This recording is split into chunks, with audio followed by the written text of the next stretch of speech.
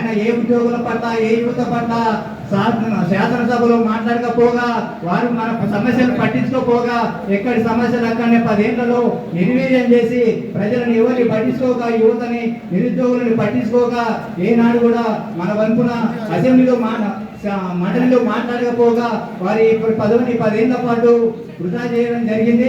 ఆనాడు రెండోసారి ఎన్నికల్లో పోటీ చేసినటువంటి తీర్మార్ మల్లన్న గారు మన కాంగ్రెస్ పార్టీ అభ్యర్థి రాముల నాయక్ గారికి మనందరం పార్టీ పక్షాన పనిచేసినాం.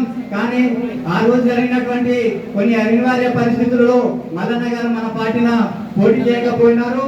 అయినా కానీ మొదటి స్థానంలో ఉన్న వ్యక్తి ఆయన రెండో స్థానంలో ఉన్నటువంటి ప్రాధాన్యత ఓటు వల్ల పల్ల రాజేశ్వరి గారు విజయం సాధించారు.